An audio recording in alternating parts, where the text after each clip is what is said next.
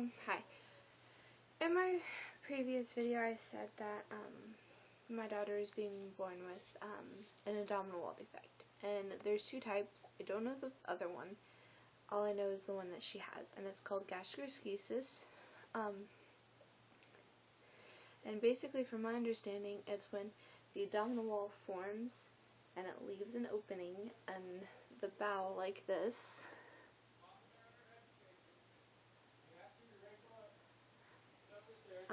starts coming through. Right now, I am 30 weeks and 5 days. Basically, ever since 28 weeks, I've had 2 appointments every Monday and Thursday.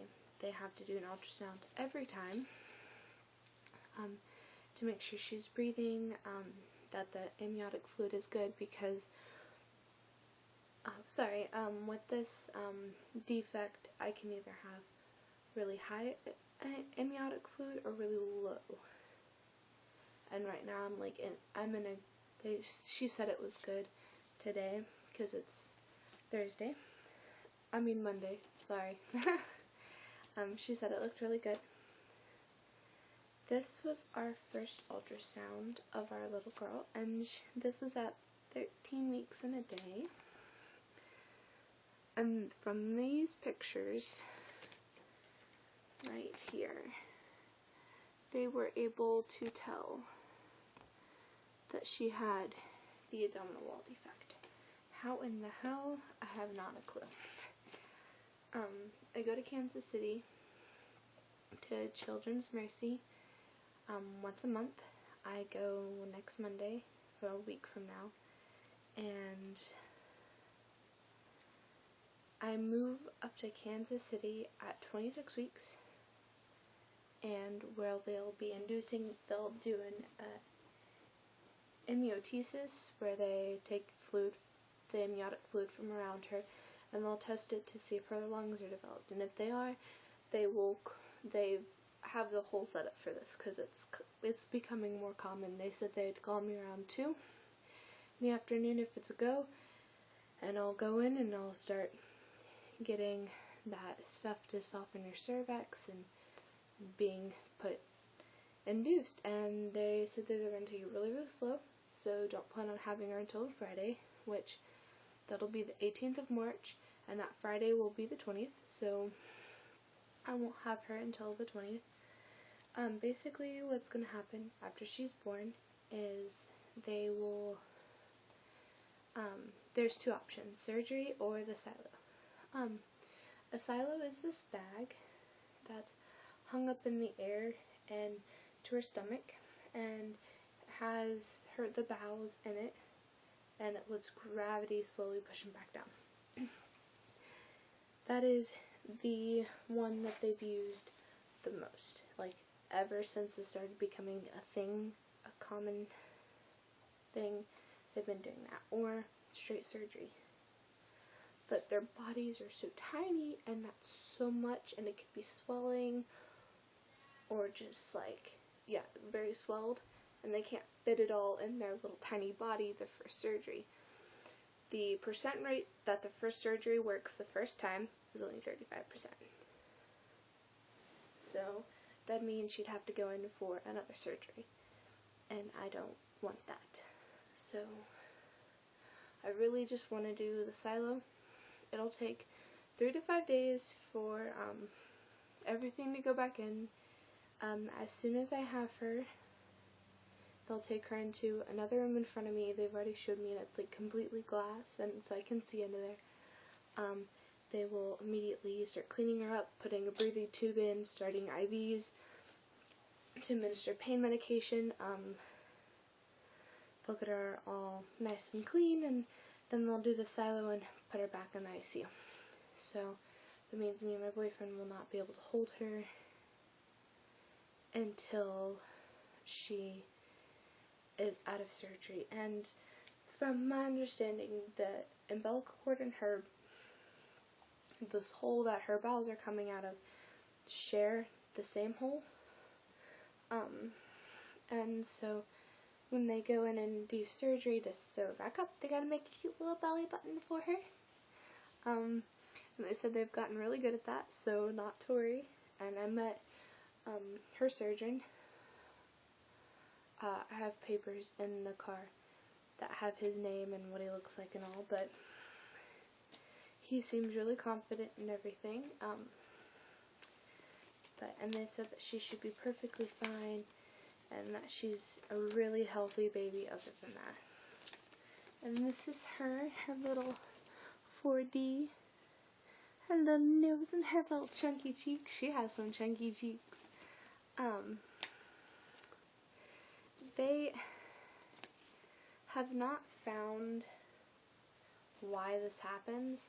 They said it's very, very common in women who are young, especially even if you're even in your 20s. They said like 21, 23, you know, it's been showing up more and more. It's because they're so young. And then smoking, also they've seen that. And then women who do drugs. I do not do drugs. I didn't smoke, so they said that it was just my age. There's nothing I could have done to prevent it. It's not my fault. All of that. But as far as I know, the other abdominal wall defect could have been like her heart, her liver, her kidneys, stuff like that. So the doctors are like, as bad as this may sound, you got the better one out of the two. So if she was to have this defect, you definitely got the better one. Because that one would have just, it would have been bad. And it would have been way more high risk. The reason why I have appointments twice a week is because the bowels can swell, and since the umbilical cord and her bowels share the same hole, it can cut off supply to her and then end up killing her. So that is why I'm monitored so closely, and they want to take her at 37 weeks because they've done like taking it early or later, and 37 weeks is just like perfect for them, for the babies. Like usually all of their lungs are developed, so they have no complications with breathing. The only reason they have the breathing tube in is because they administer such a high dose of pain medication, because she'll be in a lot of pain, that they need to be able to control her breathing to help her. Me and Brian move up, and we'll live in a Ronald McDonald house until all of that's taken care of. Even after she gets the surgery and they sew her back up and everything, I cannot take her home yet. She has to, then she'll be being fed through an IV, so we have to gradually wean her into breast milk, and she doesn't take to that, then I guess formula. And then as soon as they get her eating the right amount, they have to make sure she poops. Because I guess those bowels on the outside they're not working, I guess. Sometimes they said this is very few %, but they wanted to tell me just in case it did happen. There could be a blockage in the bowels, just like a little slice like in it that just blocks it. And if so, they can't get her to poop. They'll go through and do an x-ray and an ultrasound on her, and if they see that, then they'll take it out. But the most time, they said the intestines aren't long enough to reconnect, so she'll be pooping out of a bag until she is a toddler, and they are then long enough to sew back together. They said that's very few %, so hopefully they won't have to do that. And I know, like, I'm not crying in this. When you've known about it since the first trimester of your pregnancy, and you've had to tell so many people, and you know she's going to be fine, you just kind of get to the point where you're not going to cry.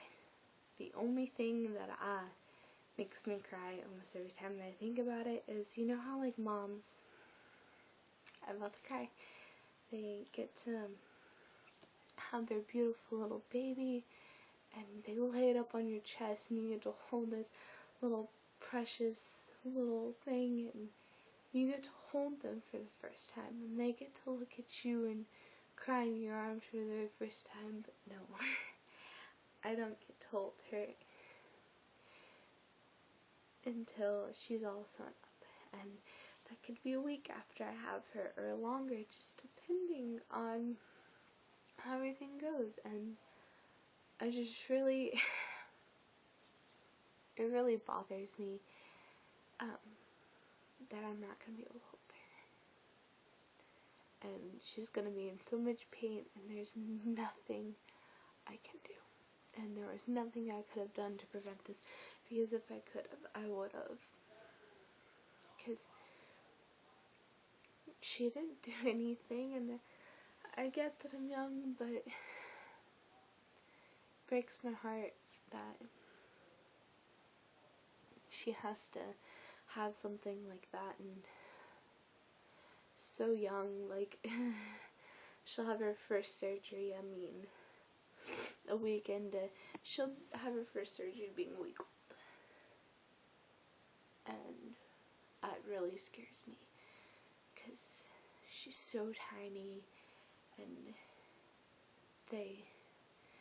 last month, I was almost 28 weeks, and she only weighed a pound and a little over.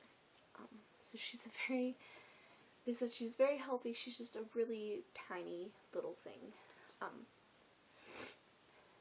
So, it just makes me quite sad. But on a happier note, she'll be okay.